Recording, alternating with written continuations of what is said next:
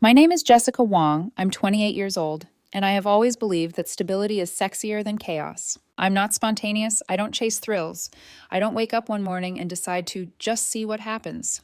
I'm the woman who maxes out her retirement contributions, the woman who has color coded spreadsheets tracking 5 year projections, the woman who believes love should feel like a partnership, not a gamble. Ethan Parker was the opposite of me. Where I saw the future, he saw the weekend. Where I saw compound interest, he saw curated Instagram stories. He worked part-time at an upscale clothing boutique, which suited him perfectly. It funded his aesthetic, his brunches, his carefully filtered life. We had been together for 2 years. We lived in an apartment I paid for. I covered the rent, the utilities, the insurance. He covered vibes. I didn't resent it, not at first. I told myself we balanced each other out. I was the foundation. He was the spark. I was building a house. He was decorating it. But the truth is, I was the only one pouring concrete. Everything shifted when his old car died. It wasn't dramatic. No accident. No explosion. It just coughed one morning and refused to start.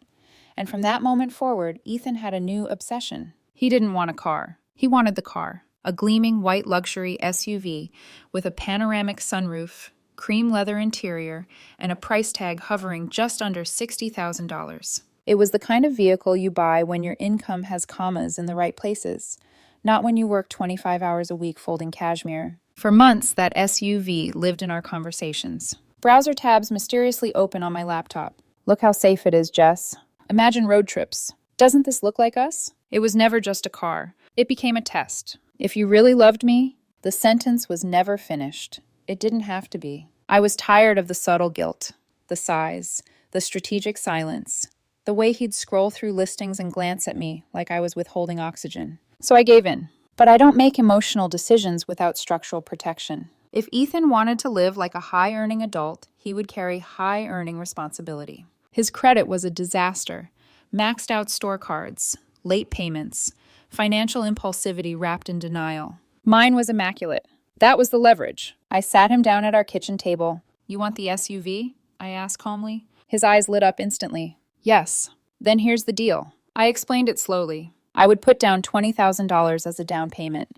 That would lower the financed amount and increase his approval odds. But the loan? The loan would be in his name only. He would be the sole borrower. He would be responsible for the monthly payments, the insurance, everything. He blinked at me. "But my credit." "The down payment compensates," I said. "It's the only way this works." He didn't hear the structure. He heard victory. He threw his arms around me. "You're amazing." I smiled. The plan was already in motion. 3 days later, we were at the dealership. The air smelled like leather and desperation.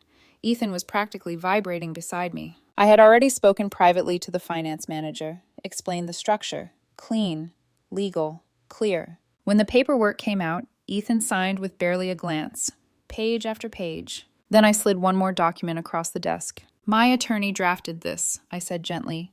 "It just formalizes that the $20,000 down payment is a personal loan from me to you. It states you're fully responsible for all payments and insurance. And if we separate, the personal loan becomes due immediately." He skimmed the first line. Yeah, standard stuff." He signed. Didn't read the fine print. Didn't ask questions. Didn't hesitate. An hour later, he was behind the wheel of his gleaming white SUV. He filmed stories, adjusted the sunroof, ran his hand over the steering wheel like it was a trophy. I sat quietly in the passenger seat, not excited, not nervous, just calm, because I wasn't buying him a car. I was buying clarity. When we pulled into our apartment complex, he was glowing, triumphant. Inside, he grabbed the dealership folder, flipping through the main loan document. His name, only his name. He looked up at me and smiled, but it wasn't affectionate, it was smug. "Good," he said, tapping the paper. "This will be useful when I leave you." The words didn't feel accidental. They felt rehearsed, planned, like he'd been waiting for the right moment. I looked at him, and for the first time in 2 years, I felt absolutely nothing. No shock, no heartbreak, just confirmation. He thought the SUV was his escape plan. He thought I was financially trapped with him. I stood slowly, walked to my briefcase, and pulled out my copy of the document he hadn't read. "The paperwork will be useful," I said quietly. I handed it to him. "You should have read the fine print, Ethan." He took the document from my hand with a smirk that hadn't quite faded yet. Then he started reading. I watched it happen in real time. The shift. First confusion, then stillness, Then the slow draining of color from his face. "What is this?" he asked, but his voice had already lost its confidence. "It's the agreement I explained to you," I said evenly. "The one you signed at the dealership. The $20,000 down payment is a personal loan from me to you. You are 100% liable for the car loan, the insurance, and the repayment of that personal loan. And per Clause 7, if we separate, the balance becomes immediately due." He flipped to the second page. His eyes widened. "You tricked me." I tilted my head. "Did I?" "You rushed me. You didn't explain it." "I did explain it.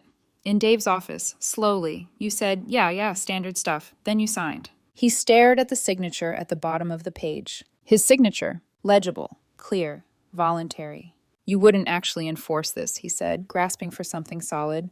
"We're together." I met his eyes. We were together. The silence that followed felt surgical, clean, precise. "You're ending this?" he asked, disbelief creeping in. "You ended it," I replied, "when you looked at that loan and saw an exit strategy instead of a future." His composure cracked. The smug boyfriend vanished. In his place stood a cornered man calculating numbers too big for his paycheck.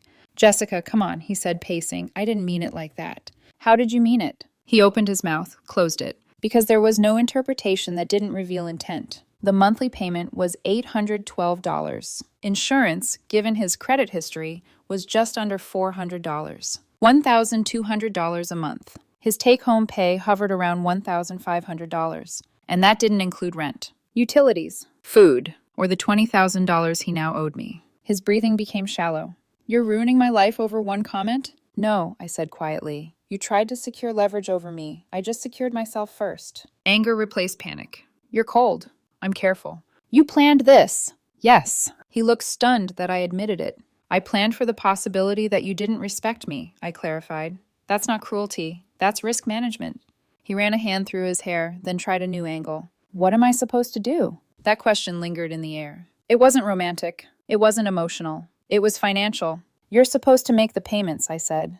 "Like any adult who signs a contract." The shouting started then. I was manipulative, controlling, heartless. I let him burn through every insult. I didn't argue. I didn't defend myself. I didn't need to. Paperwork doesn't raise its voice. Eventually, anger collapsed into tears. "You said you loved me," he whispered. "I did." "And this is how you show it?" "This," I said, holding up the document, "is how I show respect for myself." He sank into a chair, staring at the car keys on the table like they'd turned into shackles. For a brief moment, I almost felt sorry for him. Almost. Then I remembered the smirk. "This will be useful when I leave you." He had already imagined driving away. Alone. Victorious. He just miscalculated who would be holding the bill. That night, he started making frantic phone calls. First, the dealership. I heard his side of the conversation from the bedroom, while I calmly packed a suitcase. "Yes, but can we undo it?" Pause. "No, I didn't read everything." Longer pause. "So there's nothing you can do?" He hung up. Then he called the bank. Same outcome. The loan was approved. Signed. Active. Payment due in 30 days. The next morning, he called his parents. I wasn't trying to listen. The walls were just thin. "Dad, she forced me..." Pause. "No, you don't understand." Longer pause. His voice lowered. "She sent you what?" That caught my attention. I had anticipated that call. Before he even dialed, I had drafted an email. Professional, calm, factual. "Mr. Parker, I understand Ethan may be contacting you regarding the recent vehicle purchase. To clarify, Ethan requested assistance acquiring a vehicle beyond his independent financial means. I agreed to provide a $20,000 down payment under the condition that the loan be solely in his name and that we formalize the down payment as a personal loan." He reviewed and signed the agreement voluntarily. Immediately after the purchase, he informed me he intended to leave the relationship and use the vehicle as leverage. I have therefore ended the relationship. Attached is the signed agreement for transparency. No emotion, no accusations, just documentation. His father owned a construction business. He understood contracts. Apparently, he understood them better than Ethan did. "What do you mean you're not helping?" Ethan shouted into the phone. Silence, then quieter. "So you think this is my fault?" Another pause. His shoulders slumped. That was the moment he realized no cavalry was coming. By afternoon, I had finished packing my essentials. I wasn't going to force him out. The lease was in my name, but I had no desire for courtroom theatrics. Instead, I had already secured a new apartment across town. Before leaving, I made one final series of calls. Utilities, internet, electricity. "I'll be terminating my accounts effective immediately," I said. If Ethan wanted power, water, Wi-Fi, he could apply under his own credit profile. Responsibility is an educational experience. I left a printed copy of the agreement on the kitchen counter. Highlighted payment schedule attached. When I stepped outside, the SUV gleamed under the afternoon sun. For a second, I admired it. It was beautiful. Luxury always is. But beauty without sustainability becomes liability. Ethan stood in the doorway behind me. "Jessica," he called softly. I turned. There was no anger left in his eyes now. Just fear. "You don't have to do this." I already did. I got into my car, the one fully paid off, reliable, unremarkable, and drove away. In the rearview mirror, the white SUV looked less like a dream, and more like an anchor. The first month after I left was a performance. That's what I heard from mutual friends. Ethan kept driving the SUV, kept parking it front and center, kept posting glossy photos with captions about new beginnings and leveling up. From the outside, he looked untouched, untethered, unbothered. But due dates don't care about aesthetics. 30 days passed quickly. The first payment came due, $812, plus insurance, plus gas, plus rent, now entirely his responsibility. 3 days after the payment deadline, my phone buzzed. Blocked number. I let it go to voicemail. His voice was shaky. "Jess, I just need help this one time. Just the first payment.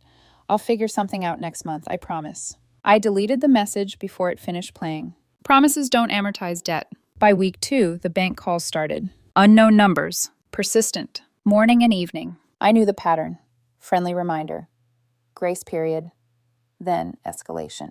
Meanwhile, the apartment he insisted on keeping became heavier by the day. Without my accounts, the utility companies required security deposits because of his credit history. Hundreds up front. Money he didn't have. The Instagram posts slowed. The captions became vague. Energy shifting. Lessons learned.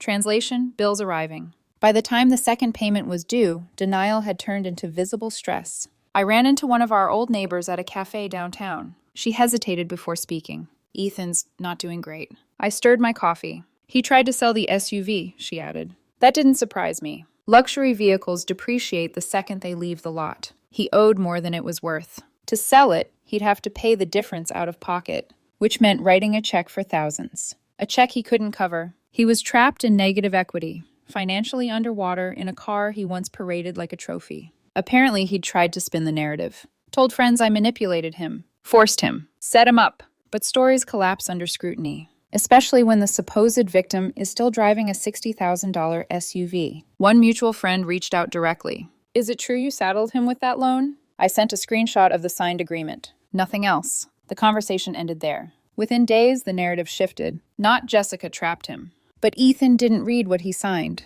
Accountability is rarely dramatic. It's just factual. The second payment came due. He missed it. The bank's tone changed. Letters instead of reminders. Warnings instead of suggestions. I heard he stopped driving the SUV as much. Gas wasn't cheap. Neither was pride. The parking lot once displayed it proudly in the front row. Now it was tucked into a far corner, out of sight. Reality was eroding the fantasy. His parents, I learned, had drawn a hard line. His father reportedly told him, "Contracts aren't suggestions, son." His mother called my mother. My mom listened patiently, then said in her calm, immovable voice, "It sounds like your son mistook generosity for weakness." The call ended shortly after. By month 2, the facade fully cracked. He fell behind on rent. Late fees piled up. Collection notices arrived. He picked up extra shifts at the boutique, but luxury retail hours don't multiply just because you need them to. Stress bled into his appearance. Dark circles. Short temper. Friends stopped inviting him out because he always declined. Or worse, came and couldn't pay his share. Financial strain isolates. It shrinks your world. Meanwhile, I settled into my new apartment. Smaller. Quieter. Mine. I replaced drama with routine. Work. Gym. Meal prep. Peace. Occasionally, I'd catch myself thinking about him. Not with anger. Not with sadness. Just analysis. What struck me most wasn't that he wanted the SUV. It was that he assumed I would always absorb the consequences, that my stability existed for him to lean on indefinitely. He mistook planning for passivity. 2 missed payments turned into 3. At that point, repossession protocols activate. I knew the timeline. Banks don't operate on emotion. They operate on policy. 90 days. 3 months. By week 10, the calls weren't just frequent. They were aggressive. He stopped answering unknown numbers entirely. Which doesn't stop the process. It just accelerates it. A mutual friend texted me one evening. "He's panicking. Apparently, he had tried one last desperate tactic. He showed up at the dealership demanding some kind of reversal. The finance manager, the same one from our signing day, explained again, loan active, vehicle titled, no rescission period. Ethan reportedly left red-faced. There's something tragic about watching someone realize too late that charm doesn't override paperwork. The third payment deadline passed. Silence. Then waiting. I didn't stalk. Didn't inquire. Didn't need to. Numbers always conclude the story. And 93 days after I drove away, the conclusion arrived. It happened on a Tuesday morning. 93 days after I closed the door behind me and chose silence over chaos. My phone buzzed while I was at my desk. A message from Daniel, an old neighbor who still lived in the complex. There was no text at first, just a photo. The gleaming white SUV. Tilted.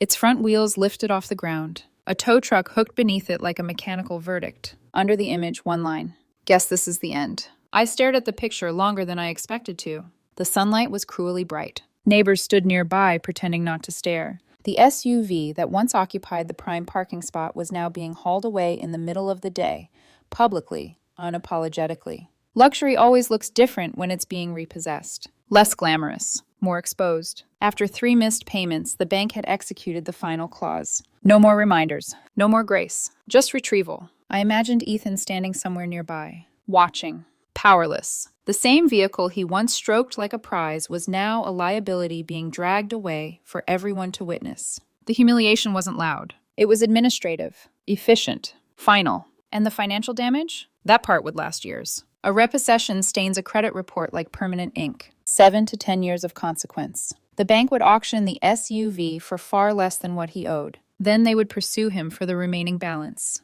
the deficiency. Tens of thousands of dollars. On top of that, my attorney had already sent a formal demand letter for the $20,000 personal loan. I wasn't dramatic about it, just procedural. Contracts exist to be honored. I later heard through friends that he'd broken the lease. Couldn't keep up with rent. Penalties stacked on penalties. He lost shifts at the boutique because he was distracted, late, unfocused. Eventually, they let him go. The image-driven lifestyle collapsed under the weight of basic math. He moved back in with his parents. Late 20s. No car. No job. No savings. A credit score that would make lenders laugh. The white SUV, once his imagined escape, became the symbol of his miscalculation. And me? My life became very quiet. I moved into a space that felt intentional, clean, uncomplicated. I focused on work, on investments, on rebuilding the rhythm I'd briefly disrupted. People sometimes ask me if I regret the $20,000, if I feel guilty, if I ever think maybe I was too harsh.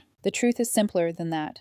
That money was tuition, not for him. For me, it was the price of clarity. Because the moment Ethan tapped that loan document and said, "This will be useful when I leave you," he revealed something far more expensive than a car. He revealed how he saw me, as leverage, as security, as a financial cushion. He thought he was playing hearts, emotion, charm, assumption. But I was playing chess, structure, contingency, documentation. I didn't yell. I didn't beg. I didn't retaliate. I simply enforced what he willingly agreed to. The paperwork was useful, just not in the way he imagined. Sometimes justice doesn't arrive in shouting matches or dramatic confrontations. Sometimes it arrives quietly, on the back of a tow truck. And as I looked at that final image one last time before locking my phone, I didn't feel triumph. I felt relief. Because stability isn't flashy. It doesn't photograph well, but it endures. And this time, I was the one who drove away untouched.